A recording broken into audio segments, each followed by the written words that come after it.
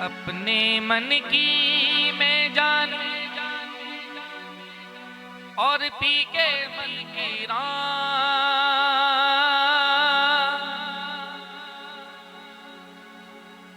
अपने मन की मैं जानू और पी के मन की राह।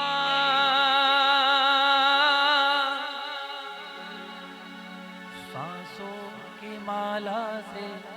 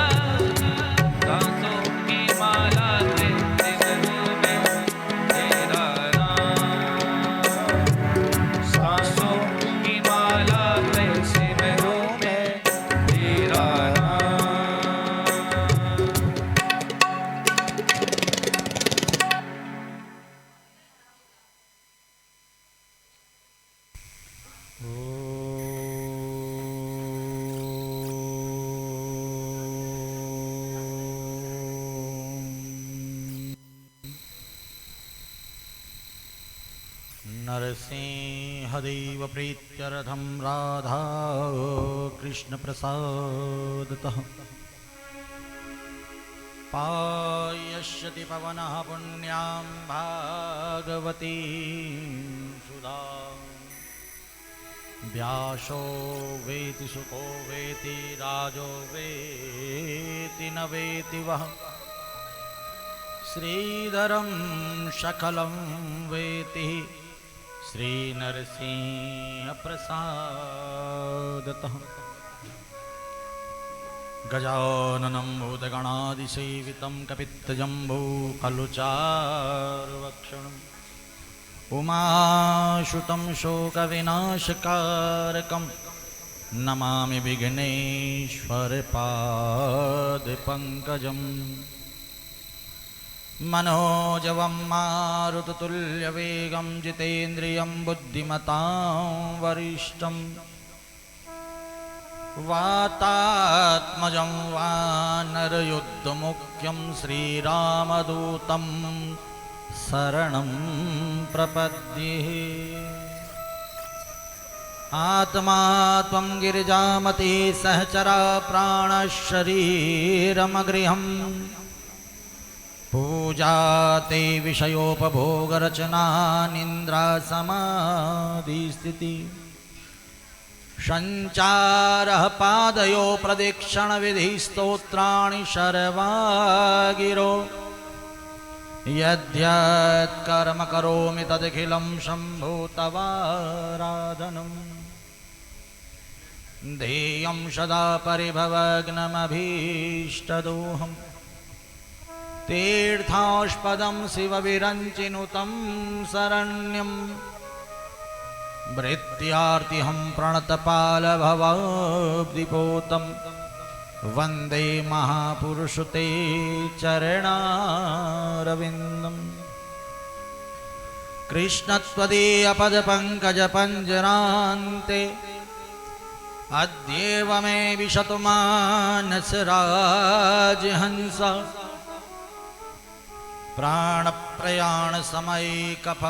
प्राणप्रयाणसमयैकफवातवित्ते कण्ठावरोदनविधो स्मरणं कुतस्ते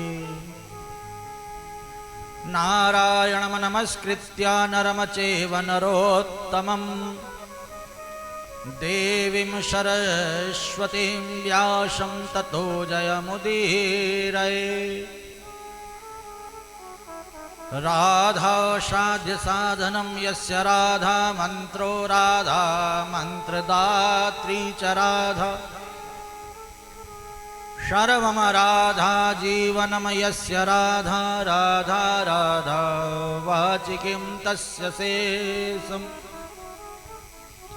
जय जय श्री राधा रमण जय जय नवल किशोर जय गोपीचित चोर प्रभु जय जय माखन चोर बरसाने की राधिका और नंद गाँव को श्याम इनके चरणन में करूं कोटि कोटि प्रणाम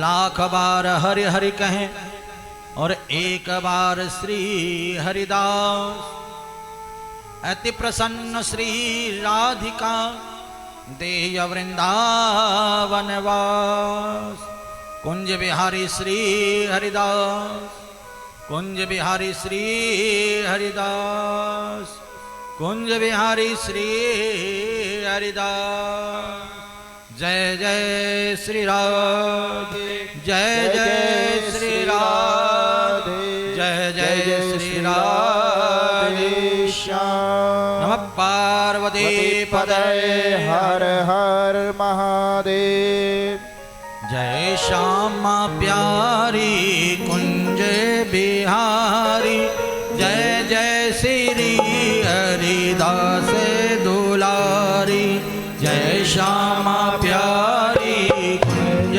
बिहारी जय जय श्री हरिदास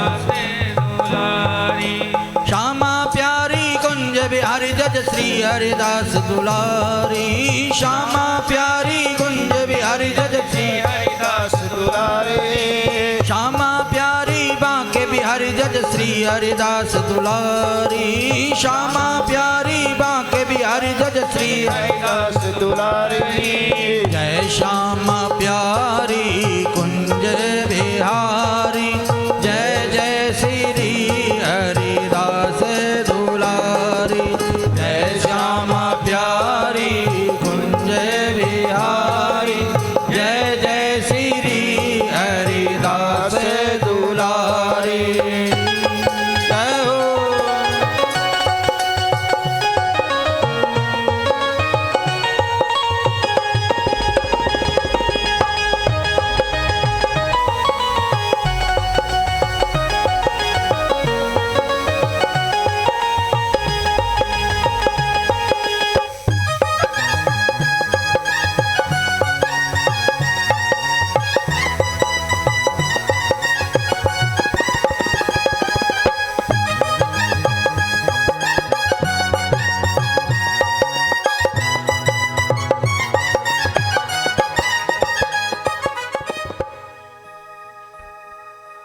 श्री हरिदास दुलारी श्यामा प्यारी कुंज बिहारी जज श्री हरिदास दुलारे श्यामा प्यारी बांके बिहारी जज श्री हरिदास दुलारी श्यामा प्यारी बांके बिहारी जज श्री हरिदास दुलारे प्यारी कुंज बिहारी जज श्री हरिदास दुलारी श्यामा प्यारी कुंज बिहारी जज श्री हरिदास दुलारे श्यामा प्यारी की कुंज बिहारी की जय जय श्री हरिदास दुलारी की श्यामा प्यारी की कुंज बिहारी की जय जय श्री हरिदास श्यामा प्यारी की बांके बिहारी की जय जय श्री हरिदास दुलारी की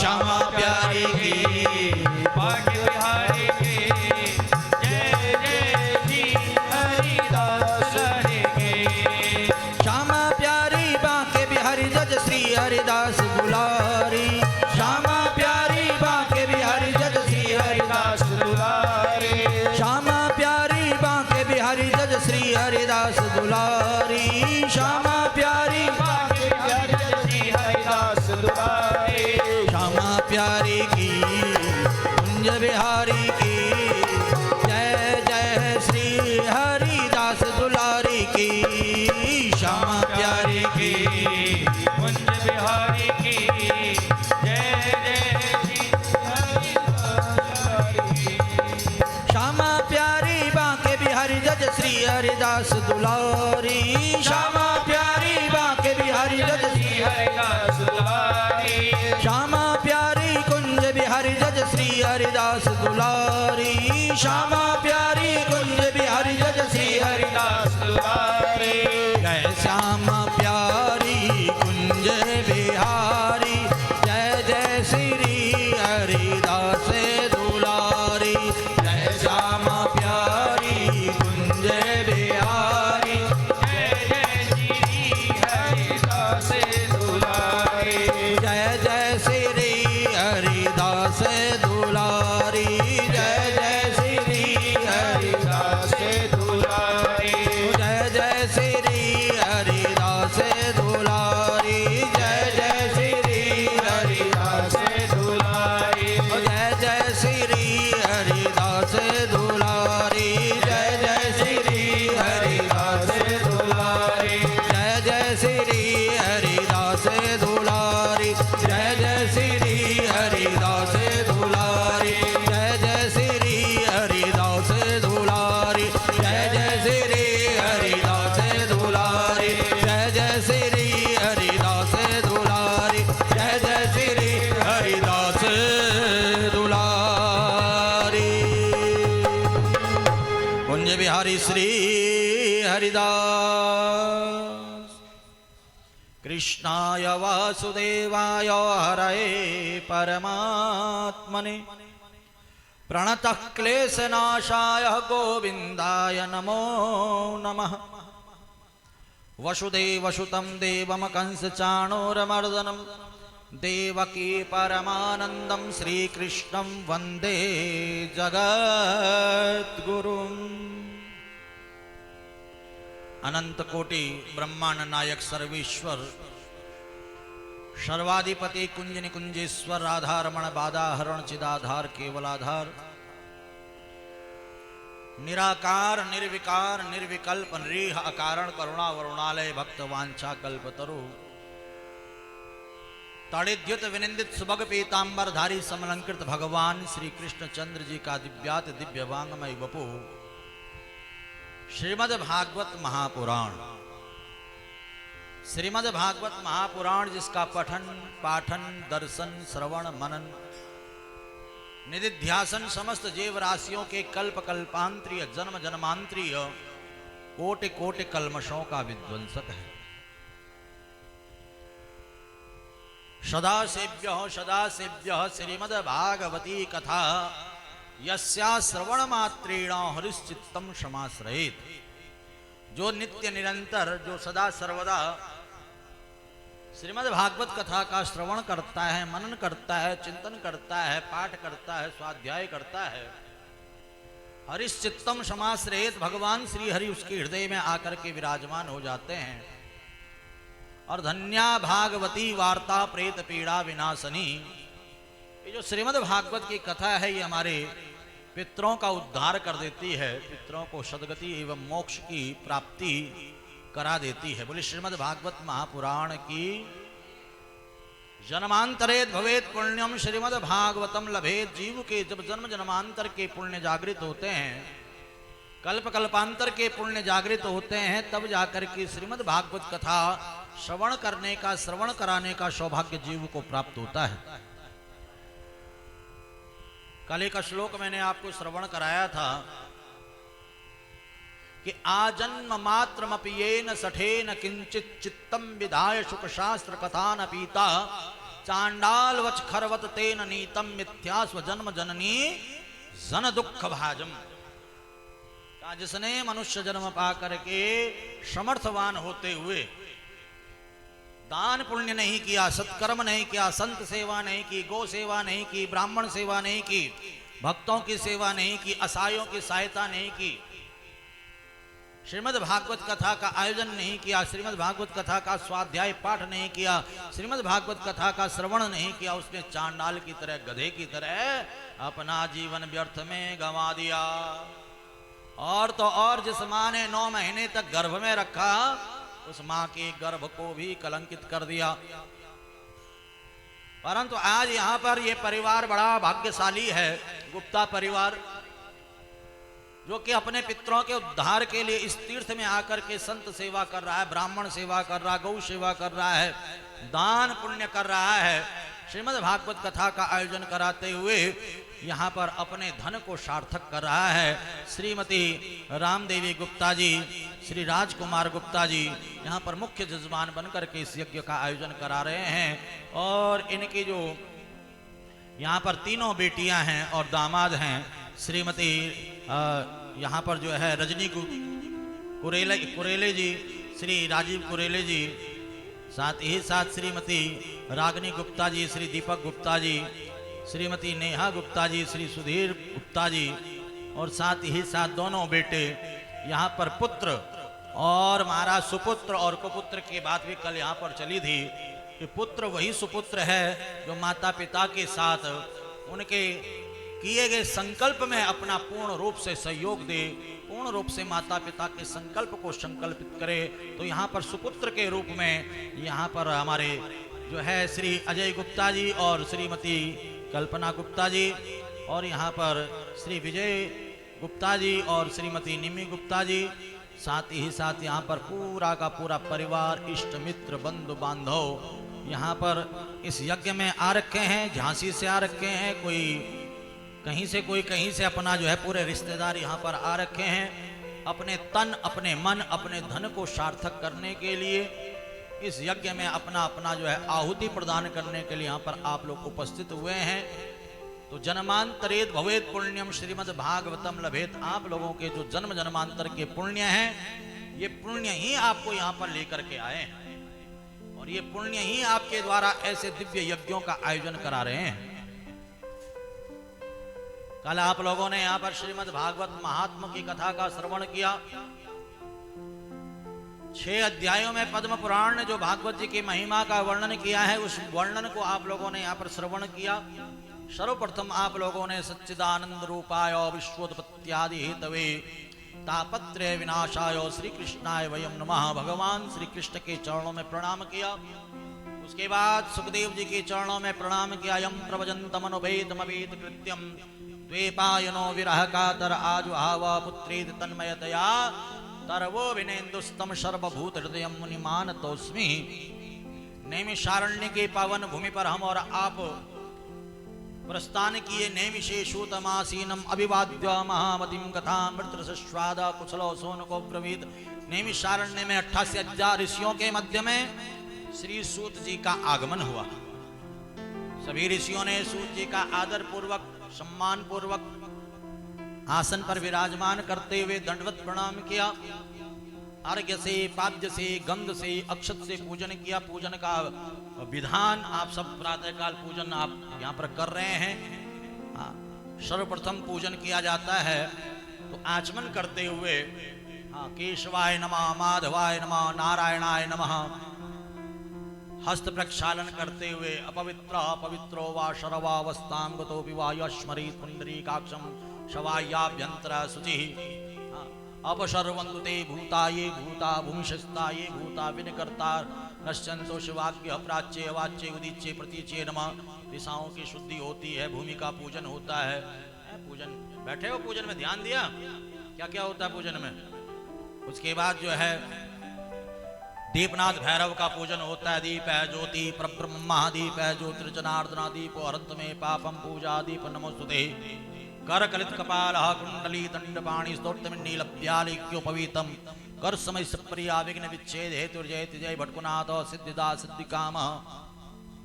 दीपनाथ भैरव का पूजन करते हुए माँ गंगा जी का भी पूजन किया जाता है।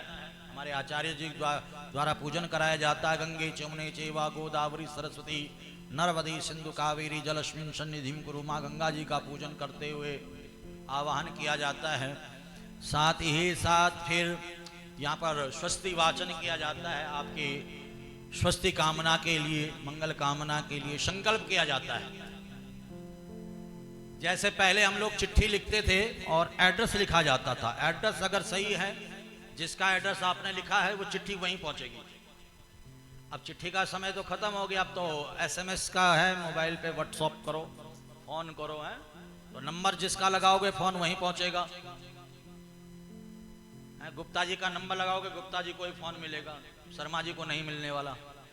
शर्मा जी का नंबर लगाओगे तो शर्मा जी को मिलेगा, गुप्ता जी को नहीं मिलने वाला। तो ऐसे ही संकल्प है। जिस देवता का हम यजन कर रहे हैं, जिस देवता का हम पूजन कर रहे हैं, उस देवता के निमित्त संकल्प किया जाता है। और संकल्प में गंध हो गया, अक्षत हो गया, दूबड़ा हो गया, तिल जौ हो गया, जो भी उपलब्ध सामग्री है, और जल हो गया, और उसमें दक्षिणा रखी जाती है। क्योंकि हर एक कार्य में दक्षिणा का विधान है। यज्ञ की पूर्ति ही दक्षिणा से होती है। दक्षिणा यथाशक्ति यथा सामर्थ्य रखा जाता है। और फिर संकल्प किया जाता है कि हम अमुक देवता के निमित्त इस पूजन को कर रहे हैं। ये जो भागवत कथा है हम अपने पितरों के उद्धार के लिए कर रहे हैं। तब जाकर के ये पितरों तक जो है भागवत जी पहुंचती है और पितरों का उद्धार होता है संकल्प के द्वारा। आप शिव का पूजन करेंगे तो शिव जी के लिए पूजन पहुंचेगा। विष्णु का पूजन करेंगे विष्णु तक, देवी का पूजन करेंगे देवी तक। संकल्प के द्वारा हमारा जो है पूजन का फल हमें प्राप्त होता है। और जब संकल्प किया जाता है फिर जो है पूजन होता है भगवान का। अगर किसी का अतिथि को हम बुलाते हैं, घर पर कोई अतिथि आता है तो उसका स्वागत, उसका सम्मान किया जाता है, उसका आदर किया जाता है। तो यहाँ पर जिस भी देवता को हमारे आदरणीय आचार्य जी बुलाते हैं, सबसे पहले आह्वान किया जाता है, बुलाया जाता है, स्थान पे स्थापित किया जाता है, आसन पर बिठाया जाता है। फिर अर्घ्य से पूजन किया जाता है। पाद्य, गंध, अक्षत है और दूध, दही, घी, शहद, शर्करा, पंचामृत से अभिषेक किया जाता है। हमारे आचार्य जी बड़ा सुंदर सुंदर मंत्र आपको श्रवण कराते होंगे, क्योंकि शास्त्रों में लिखा हुआ है कि देवाधीनम जगत सर्वम, देवताओं के अधीन क्या है? पूरा जगत है। देवाधीनम जगत सर्वम, और ते देवता मंत्राधीनम, देवता किसके अधीन है? का मंत्रों के अधीन है। मंत्रों के द्वारा देवताओं को बुलाया जाता है, उनकी सेवा पूजा की जाती है और फिर उनको जो है विदा भी किया जाता है। तो देवता किसके अधीन है? मंत्रों के अधीन है। और मंत्र किसके अधीन है? का जो उन मंत्रों को पढ़ने वाले जो ब्राह्मण देवता हैं। ते देवता मंत्राधीनम ते मंत्रा ब्राह्मणाधीनम तस्मात् ब्राह्मण देवता। तो हमारे ब्राह्मण देवताओं के द्वारा मंत्रोच्चारण किया जाता है और पूजन कराया जाता है। ओम पय पृथिव्याम पय ओकाधिक पयो दिव्यंतरिक्षे पयोधा पयश्वते प्रदिशः शंतुमयम्। फिर ऐसे दही से अभिषेक, लड्डू गोपाल का अभिषेक किया आज, मंत्र सुना थे। अच्छा ये बताओ कि ये जो पूजन यहाँ पर हो रहा है, पूजन समझ में आ रहा है आपको? अच्छा लग रहा है कि नहीं लग रहा है? पूजन में आज कौन कौन बैठा था? पक्की बात है, पूजन समझ में आया? अच्छा लगा? अभी धीरे धीरे और आनंद आपको आएगा। तो ठाकुर जी का अभिषेक किया जाता है, नवग्रहों का पूजन किया जाता है, षोडश मातृकाओं का, सर्वोत्तर भद्र मंडल का, पितरों का, है भागवत जी का। तो उसमें दूध, दही, घी, शहद। अब आपको मैं बताऊं, आप लोगों को किसको पता है कि ये दूध, दही, घी, शहद, शर्करा क्यों चढ़ाया जाता है? किसको नहीं पता? हाथ खड़ा करो। नहीं पता? हाँ। ध्यान देना, ये 5 चीजें हमारे 5 विकार हैं। ये काम, क्रोध, मद, लोभ और मोह। दूध, गाय दूध तब देती है जब बछड़ा पास आता है। तो क्या है? ये मोह का प्रतीक है। दही की तासीर गर्म होती है। हमारे जो है डॉक्टर साहब बैठे हुए हैं जी, होती है, बताया जाता है, दही की तासीर गर्म होती है, क्रोध का प्रतीक है। और शहद, मधुमक्खी जो है पुष्पों पर से पराग इकट्ठा करती है, शहद बनाती है, और मधु हरता आता मधुमक्खियों को भगा जाता है, शहद ले जाता है, फिर भी मधुमक्खी दोबारा प्रयत्न करती है। क्या है? ये लोभ का प्रतीक है। शर्करा, मिठास, कामनाएं मीठी होती हैं, तो ये कामनाओं का, काम का प्रतीक है। घी, समृद्धि के साथ आने वाले ऐश्वर्य का प्रतीक है, अहंकार का प्रतीक है। तो ये 5 चीजें हैं, दूध, दही, घी, शहद, शर्करा, ये काम, क्रोध, मद, लोभ, मोह हम भगवान को अर्पण करते हैं। और गंगा जल भगवान को अर्पण किया जाता है। ये क्या है? ये मोक्ष का प्रतीक है।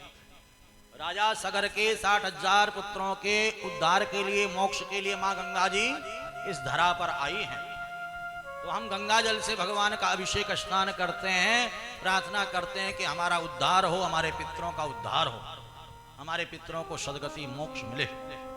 तो दूध, दही, घी, शहद, शर्करा चढ़ाने के बाद फिर हम अपने सामर्थ्य अनुसार, भगवान आपने हमें दिया है तो हम आपको दे रहे हैं, तो बड़ा सुंदर सुंदर श्रृंगार करते हैं भगवान का, है? सुंदर वस्त्र पहनाते हैं, सुंदर जो है तिलक लगाते हैं, सुंदर फूलों की माला पहनाते हैं ठाकुर जी के लिए।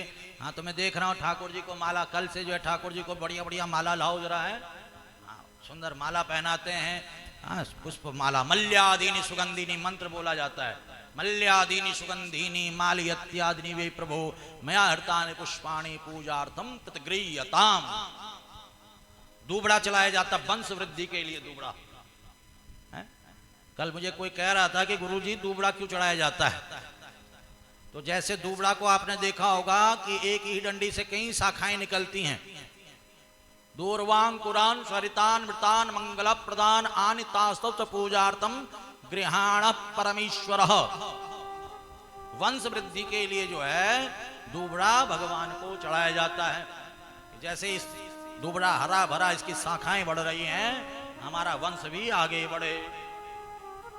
फिर जो है भगवान को जो है गंध तिलक लगाया जाता है, अक्षत लगाया जाता है, दुबड़ा है, और फिर जो है भगवान को भोग लगाया जाता है, जिसका सामर्थ्य होता 56 प्रकार के व्यंजन भगवान को अर्पण करता है।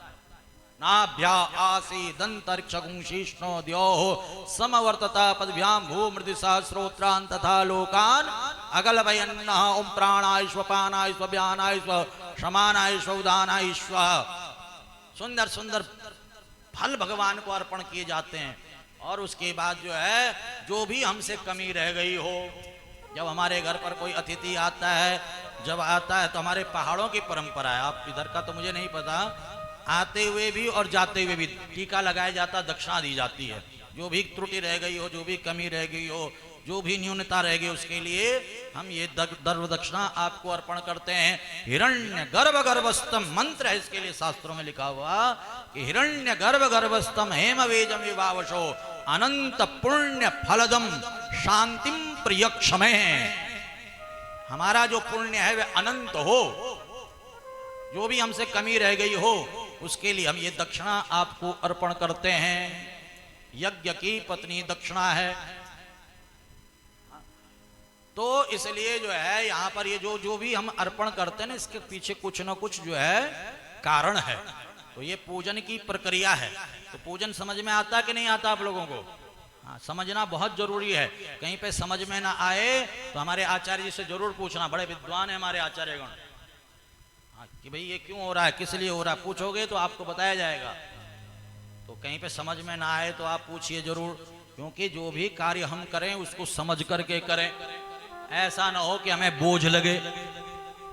कईयों को जो है बड़ा बोझ लगता है, रे गुरुजी बड़ा टाइम लगता है पूजन में। बड़ा विधि विधान के साथ भगवान का पूजन आप कर रहे हो, ये आपका बड़ा सौभाग्य है। आप बड़े भाग्यशाली हो, आप बड़े पुण्य आत्मा हो जो आप भगवान का सुंदर पूजन कर रहे हो। और आज आप यहाँ पर कथा का श्रवण कर रहे हो। आज द्वितीय दिवस की कथा है, कल प्रथम दिवस की कथा थी। आपने कलश यात्रा किया, पूजन किया, महात्म्य की कथा सुनी। पंचोग्र पापा छल शतम कारण क्रूरा पिचासा एव निर्दया से ब्रह्मस्व पुष्टा विभचार कारण सप्ताह यज्ञेन कलोपनंतिते।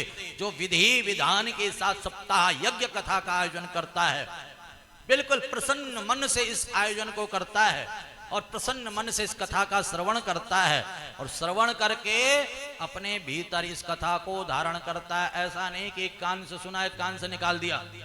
कई लोग कहते हैं गुरुजी 2 कान मिले हमें। मैंने कहा काहे को मिले? कहा एक से सुनो, एक से निकाल दो। हाँ। तो अब यहां पर बताओ कि दोनों कानों से सुन करके अपने भीतर किस किसने कल कथा को धारण किया। फिर हम आपसे कल का कोई प्रश्न पूछेंगे कथा का। हाँ, कल आपको कथा में क्या अच्छा लगा, जरा बताओ, कौन बताएगा? क्या समझ में आया कल कथा में? बताओ, कौन बताएगा?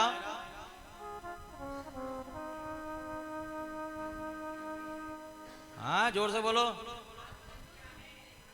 भागवत क्यों सुननी चाहिए? बताओ क्यों सुननी चाहिए?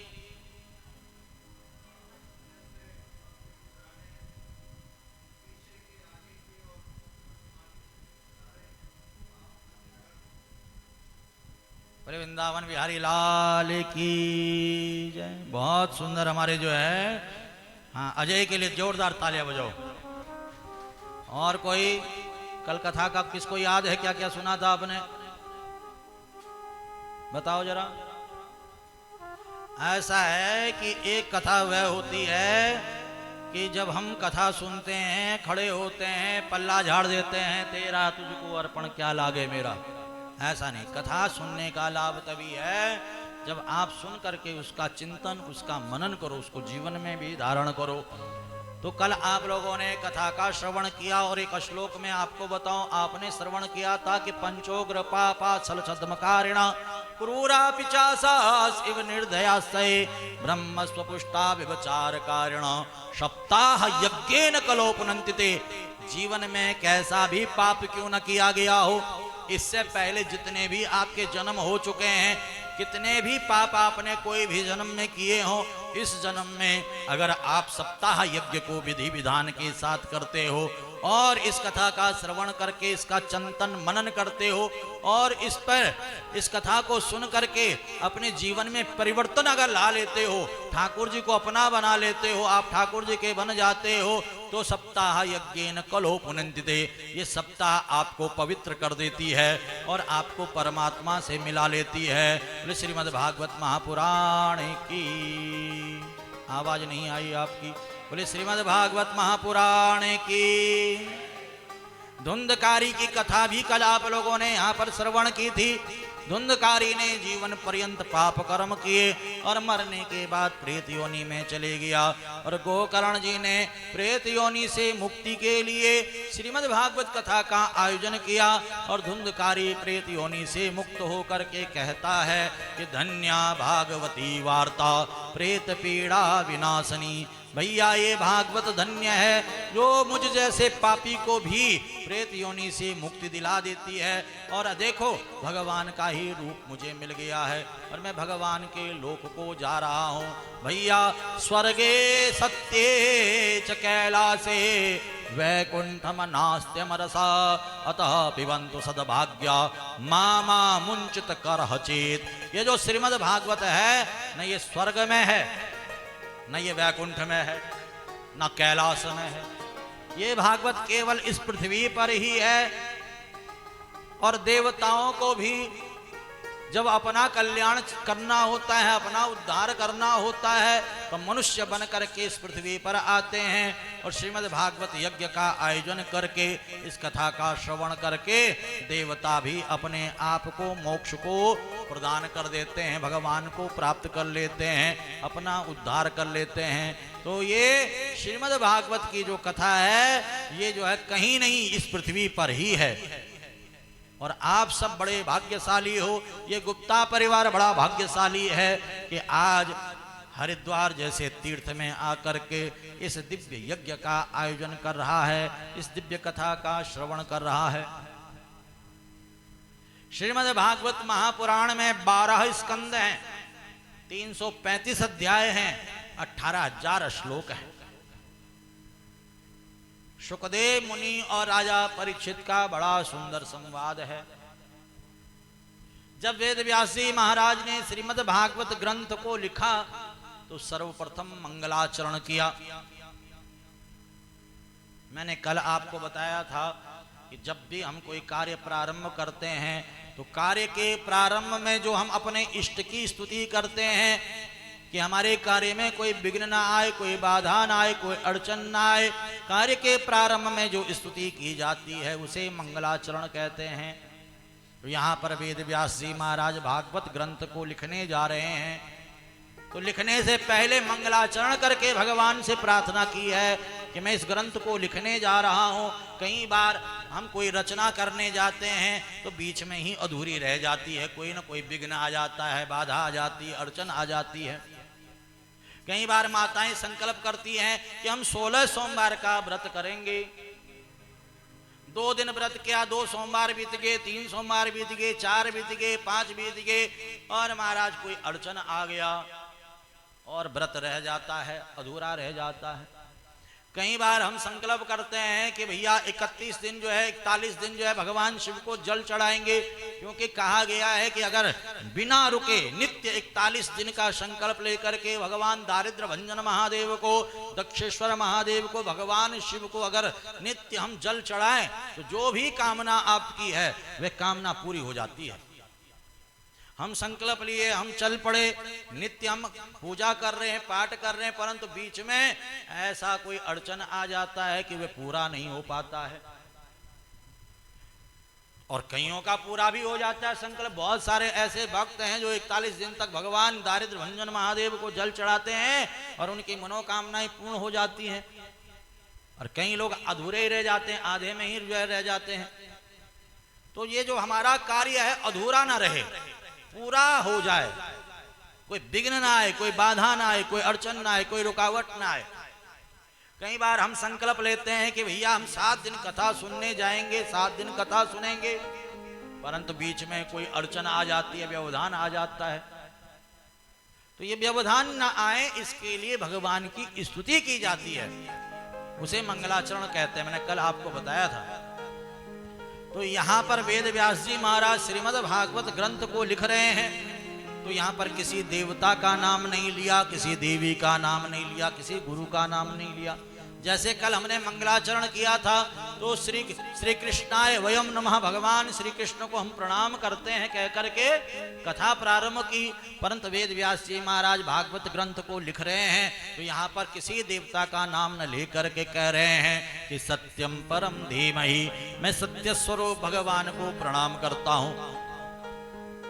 नाम क्यों नहीं लिया यहां पर? क्योंकि वेद व्यास जी महाराज जानते हैं कि आगे कलयुग आ रहा है और कलयुग में झगड़ा होगा किस चीज का? ये मेरा, ये तेरा। और आज आप देख रहे होंगे मेरा तेरा के चक्कर में भगवान को भी मेरा तेरा कह करके लोग झगड़ते हैं कि राम जी मेरे हैं, श्याम जी तेरे हैं, श्याम जी मेरे हैं, भोलेनाथ तेरे हैं। का भोलेनाथ मेरे हैं तो कन्हैया दे, लोग झगड़ते हैं लोग। हाँ, महाराज जो है तलवारें निकल जाती है कि मेरा मंदिर है, कहिए तेरा मंदिर है। मंदिरों को लेकर के लोग झगड़ जाते हैं। होता है आपके गांव में ऐसा, लोग झगड़ते हैं, दो दो चार चार पार्टियां बन जाती हैं मंदिरों को लेकर के भी। एक जगह पे एक मंदिर है और वहां पर महाराज चार पार्टियां बनी पड़ी हैं। अब एक पार्टी कहती है कि मंदिर मेरा है, दूसरी कहती है नहीं मेरा है, और महाराज हर जो है 2-4 महीने बाद पुलिस वहां पर आती है, यहां तक कि सेवा पूजा भी नहीं होती है। तो वेद व्यास जी महाराज पहले से ही जानते हैं कि ऐसा जो है होगा। तो वेद व्यास जी कह रहे सत्यम परम धीमहि, राम भी सत्य है, कृष्ण भी सत्य है, देवी भी सत्य है, शिव भी सत्य है, गुरु महाराज भी सत्य है। सत्यम परम धीमहि, जो जिसको माने मानते रहो, जो जिसको पूजे पूजते रहो, परंतु आप जिसकी भी आराधना करते हो, उपासना करते हो, पूजा करते हो, भागवत जी में विराजमान है। भागवत जी की शरण में जो आएगा ये भागवत उसका कल्याण करेगी। मैं आपको बताऊं, जिला कारागार रोशनाबाद में जेल में 2 बार कथा कहने को मिला मुझे। एक बार 2013 में और एक अभी नवरात्रि के समय पर देवी भागवत कही। तो वहां पर देखो हिंदू भी है, मुस्लिम भी है, सिख भी है, ईसाई भी है, हर प्रकार के बंदी है, परंतु जब भागवत कथा होती है तो महाराज एक ही पंडाल के नीचे बैठ करके कथा सब सुनते हैं। कोई भेद नहीं, कोई भाव नहीं, आपस में कोई द्वेष नहीं, क्योंकि ये भागवत ही ऐसी है, ये सबका कल्याण करती है, सबका उद्धार करती है। ये भागवत हमें तोड़ना नहीं सिखाती, हमें जोड़ना सिखाती है। ये भागवत हमें परमात्मा का भजन करना सिखाती है। नर सेवा ही नारायण सेवा है, यह सिखाती है।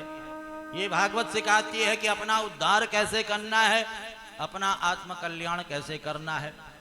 तो इसमें झगड़ने की कोई बात नहीं। आप जिसको भी मानते हो, कोई राम को मानता है, कोई कृष्ण को मानता है, कोई शिव को मानता है, कोई देवी को मानता है, कोई गुरु महाराज को मानता है, जो जिसको मानता हो मानो। विद्वानों ने इस मंगलाचरण के कई अर्थ किए हैं। हम और आप यहाँ पर भगवान श्री कृष्ण की लीला कथा को श्रवण करने के लिए आए हैं। तो इस मंगलाचरण में भगवान श्री कृष्ण को ही सत्य मान करके भगवान श्री कृष्ण को प्रणाम करेंगे। सभी लोग हाथ जोड़ करके प्रार्थना करें। बहुत सुंदर श्लोक है। जन्माद्यस्य यतोऽन्वयादितरत चार्थे स्वभिज्ञस्वरा तेने ब्रह्महृदाय आदिकवये मुह्यन्ति सूरया तेजो वारिमृदां यथा विनिमयो यत्र त्रिसर्गो मृषा दाम्ना स्वेन सदा निरस्तकुहकं सत्यं परं धीमहि सत्यम परम धीमहि सत्यम परम धीमहि। बोले सत्यनारायण भगवान की। आवाज नहीं आई सबकी। बोले सत्यनारायण भगवान की। सत्यव्रतम सत्य परमं त्रिसत्यम सत्यसयोनिम निहितिं च सत्ये सत्यस्य मृत सत्य नेत्रम सत्यात्मकम त्वाम शरणं प्रपन्ना। भगवान जब देवकी मैया के गर्भ में थे, देवताओं ने गर्भ स्तुति की और सत्य सत्य सत्य सत्य कह करके भगवान की स्तुति की है। 9 बार सत्य सत्य सत्य कहा है। 9 का अंक पूर्ण होता, परिपूर्ण परब्रह्म सत्य नारायण ही देवकी मैया के गर्भ से सत्य की रक्षा के लिए, सत्य सनातन की रक्षा के लिए अवतीर्ण हो रहे हो। जब जब होए धर्म की हानि बाढ़ी असुर महाअभिमानी, तब तब धरि प्रभु विविध शरीरा हरई कृपा निधि सज्जन पीड़ा। जब जब धर्म की हानि होती है, असुरों का अत्याचार पापाचार बढ़ता है, अधर्म बढ़ता है, असत्य जब बढ़ता है, तो भगवान उस असत्य को मिटाने के लिए, अधर्म को मिटाने के लिए, आतताइयों को मिटाने के लिए, पापियों को मिटाने के लिए कभी राम बन करके, कभी कृष्ण बन करके, कभी शिव बन करके, कभी विष्णु बन करके, कभी देवी के रूप में, अनेकों अनेकों अनेकों रूपों में भगवान आते हैं और भक्तों के ऊपर कृपा करते हैं। बोले भक्त वत्सल भगवान की। तो यहां पर देखिए, एक बात आपको बताऊं, जन्म और अवतार। कई लोग कहते हैं भगवान का जन्म हुआ और कई लोग क्या कहते हैं भगवान का अवतार हुआ। अब ये बताओ कि जन्म और अवतार में थोड़ा सा अंतर है। क्या अंतर है, किसी को पता है? जन्म किसे कहते हैं और अवतार किसे कहते हैं? अवतरण, जन्म पता है किसी को? हाथ खड़ा करो, पता है तो पूछेंगे आपसे हम।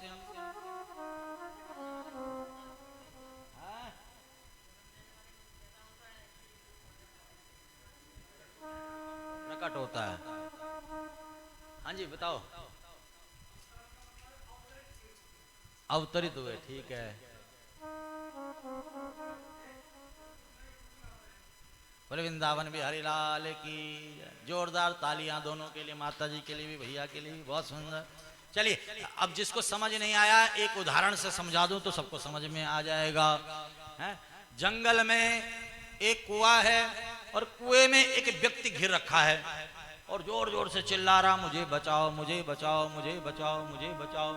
उतने में एक व्यक्ति जा रहा था, उसने आवाज सुन ली, उसने रस्सी बांध करके किसी चीज से रस्सी फेंक दी और उतर करके जाने लग गया बचाने के लिए। इतने में बहुत सारे लोग इकट्ठे हो गए। अरे देखो देखो, 2 व्यक्ति घिरे पड़े, इसमें 2 लोग घिरे हुए हैं। तो जो उतर करके जा रहा था उसने कहा, भैया घिरा मैं नहीं, घिरा तो यह है जिसे बचाने के लिए मैं जा रहा हूं, अपनी इच्छा से जा रहा हूं, अपनी इच्छा से उतर रहा हूं। तो ये जो घिर रखा है इसका हुआ जन्म, और जो अपनी इच्छा से उतर करके जा रहा है उसका हुआ अवतरण। हम और आप अपनी इच्छा से आए हैं, बताओ जरा। जीव कभी भी अपनी इच्छा से नहीं आता है। जीव जो कर्म करता है, जैसा कर्म करता है, उस कर्म के अनुसार उसे धकेल दिया जाता, उसे भेज दिया जाता मां के गर्भ में। कोई कुकर बनता है, कोई सूकर बनता है, कोई कीट बनता है, कोई पतंग बनता है। जलचर, थलचर, नभचर, चराचर जगत में 84 लाख जन्म बताए गए हैं, योनियां बताई गई हैं। कोई अपनी इच्छा से कीड़ा नहीं बनना चाहेगा, कोई अपनी इच्छा से कुकर सूकर नहीं बनना चाहेगा, भेज दिया जाता उसे जबरदस्ती। परंतु परमात्मा को कोई भेज नहीं सकता है। परमात्मा अपनी इच्छा से आते हैं। क्यों आते हैं? हमारी और तुम्हारी रक्षा के लिए। विप्रधेनु सुर संत हित लीन मनुज अवतार। भगवान संतों की रक्षा के लिए, ब्राह्मणों की रक्षा के लिए, आप जैसे प्यारे प्यारे भक्तों की रक्षा के लिए, पूजा पाठ यज्ञ अनुष्ठानों की रक्षा के लिए, देव कार्यों की रक्षा के लिए, गौ माता की रक्षा के लिए अपनी इच्छा से राम बन करके, कृष्ण बन करके, परशुराम बन करके, वाराह बन करके, दत्तात्रेय बन करके, अनेक, अभी आप कथा में श्रवण करोगे भगवान के अवतारों का वर्णन आएगा। तो भगवान अपनी इच्छा से आते हैं, इसलिए भगवान का अवतरण होता है। और हम और आप अपनी इच्छा से नहीं आते हैं, इसलिए हम लोगों का जन्म होता है। तो भगवान का अवतरण कहाँ हुआ? जन्माद्यस्य यतोऽन्वयादितरतः चार्थे स्वराट तेने ब्रह्म हृदय आदि कवये मुह्यन्ति यत्सूरयो तेजो वारिमृदां यथा विनिमयो यत्र त्रिसर्गो मृषा धाम्ना स्वेन सदा निरस्तु कुहकं सत्यं परम धीमहि। भगवान का अवतरण कहाँ हुआ?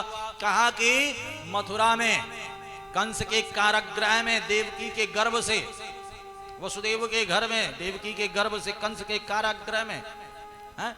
परंतु भगवान जब अवतीर्ण हुए, भगवान का जब प्राकट्य हुआ, भगवान का जब जन्म हुआ, तो एक स्थान पर नहीं रहे। बच्चा क्या होता है? जन्म लेता तो एक स्थान पर रहता। भगवान इतरतस अनेकों अनेकों स्थानों पर गए। जन्म लेते ही कहां चले गए? नंद भवन गोकुल में चले गए। वसुदेव जी टोकरी में रख के और लेकर के चल पड़े। वहां पर भगवान ने लीलाएं की। फिर यहां से वृंदावन पहुंच गए। वृंदावन में भी बहुत सारी लीलाएं भगवान ने की, आप कथा में श्रवण करोगे आगे। फिर यहां से मथुरा आए, मथुरा में भी बहुत सारी लीलाएं की, कंस का संहार किया, गुरुकुल में पढ़ने गए, इत्यादि लीलाएं की। फिर यहां पर भी ज्यादा दिन नहीं रहे, द्वारिकापुरी पहुंच गए। द्वारिकापुरी में भी बहुत सुंदर सुंदर लीलाएं की। 16,108 विवाहों का वर्णन भागवत में है। सुदामा जी का पावन चरित्र, बहुत सुंदर सुंदर लीलाएं की। और उसके बाद भगवान भागवत जी में आ गए। तेनेयम वांगमयी मूर्ति प्रत्यक्षा वर्तते यदि श्रीमद् भागवत महापुराण की। तो भगवान की जो लीलाएं थी, इन लीलाओं से स्वयं ब्रह्मा जी मोहित हो जाते हैं। ब्रह्मा जी की बात छोड़िए, जो शेष नाग बलराम जी बनकर के आए हैं, शेष के जो अंश, जो अवतार है बलराम जी, दाव भैया, कन्हैया के बड़े भैया हैं, वह तक भगवान के लीला से मोहित हो जाते हैं। कब मोहित हुए? आप दशम स्कंद में कथा का श्रवण करोगे। भगवान की भोजन लीला आती है कि वन में जो है भोजन कर रहे हैं। विव्रत वेणम जटर पटे श्रृंग वेत्रे चकक्षे वामे पाणे मिशन कवले तत्फलान्यांगुलीसु तिष्ठन मध्ये स्वहृदय हास यन्नर्म भीस्वे स्वर्गे लोके मिसद भूजे यज्ञ भुक बाल केली। जब अघासुर नामक दैत्य का संहार किया तो भोजन लीला कर रहे थे, तो हंस भी रहे थे, बोल भी रहे थे, जूठा खा भी रहे थे, खिला भी रहे थे। ब्रह्मा जी को बड़ा आश्चर्य हुआ, बताओ ये कैसा सत्यनारायण है? जूठा न खाना चाहिए, न खिलाना चाहिए, भोजन मौन होकर के करना चाहिए, हाथ पैर धो करके भोजन करना चाहिए। इसने ना तो हाथ पैर धोया है, ना इसने जो है जूठे का परहेज किया है, मधुमंगल के मुंह से जो है जूठी सांस पी गया, अपने मुंह का निवाला दूसरे ग्वाले को दे दिया, और बोल भी बहुत ज्यादा रहा है, हंस रहा है, बोल रहा है। ब्रह्मा जी को आश्चर्य हुआ, लगता है सत्यनारायण नहीं है, ये कोई और है, इसकी परीक्षा लेता हूं मैं। ब्रह्मा जी क्या हो गए? मोहित हो गए भगवान की माया से। और ब्रह्मा जी ने गोप बालकों का और बछड़ों का हरण कर दिया। तब यहां पर कन्हैया ने देखा कि ब्रह्मा जी ने गोप बालक बछड़ों का हरण कर दिया। हे ब्रह्मा जी, आपको 5 तत्व चाहिए होते हैं। क्षिति जल पावक गगन समीरा पंच रचित यह अधम शरीर। ये जो शरीर बनता है ये 5 तत्वों से बनता है और 5 तत्वों में ही मिल जाता है। ये जो है सृष्टि का एक नियम है, सृष्टि का एक विधान है। आज जब मुझे पता चला कि श्रीमती कल्पना गुप्ता जी की माता जी का देहावसान हो गया है, सुनकर के दुख बहुत हुआ। परंतु क्या करें, ये सृष्टि का एक विधान है, आना और जाना।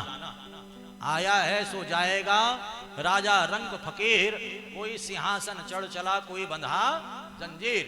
जब बच्चा जन्म लेता है, बेटा जन्म लेता, तो आप क्या बोलते हो बताओ जरा? बेटा हो गया। जब बेटी जन्म लेती है तब क्या बोलते हो? बेटी हो गई, हो गई, हो गया। गया शब्द जन्म लेते ही लग जाता है, जाना सुनिश्चित है। तो आना और जाना ये सुनिश्चित है। कोई जिसका जितना अन्न जल है उतना अन्न जल ग्रहण करके, जितना उसका प्रारब्ध है, जितना उसका कर्म है, उस कर्म को भोग करके वह चले जाता है। परंतु हम लोगों का जो साथ होता है, जब हम यहाँ पे 7 दिन कथा सुन रहे हैं, आप लोग यहाँ पर दूर दूर से आए हो, जब आप लोग जाओगे हमें भी बड़ा दुख होगा। अरे इतने दिन का साथ है, बताओ ये लोग अपने अपने गांव चले गए, अपने अपने घर चले गए, पता नहीं कब मिलना होगा, किस दिन मिलना होगा। परंतु जिस माता पिता ने हमें जन्म दिया, पाल पोष करके बड़ा किया, जब वह माता पिता साथ छोड़ करके जाते हैं तो बहुत असहनीय दुख होता है। वह दुख वही समझता है जिसके साथ कोई घटना घटती है। अब इस दुख को हम दूर तो नहीं कर सकते हैं, परंतु भागवत इस दुख को सहने की शक्ति देती है। ये भागवत जो है दुख सहने की शक्ति देती है। तो यहाँ पर बड़े बड़े ज्ञानी हैं, बड़े बड़े विद्वान हैं। हम लोगों को 5 तत्वों से जो है बनाया जाता है ब्रह्मा जी के द्वारा। क्षिति जल पाव गगन समीरा, पंच रचित यह अदम शरीरा। 5 तत्वों से बना हुआ शरीर 5 तत्वों में विलीन हो जाता है।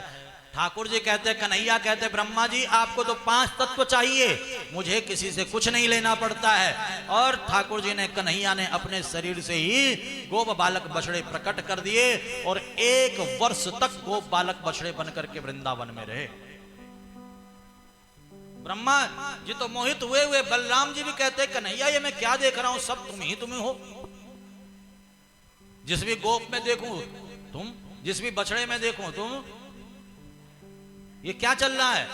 तब कन्हैया ने बताया कि ब्रह्मा जी तो सबको लेकर के चले गए, तो ये मैं सब बना हुआ हूं।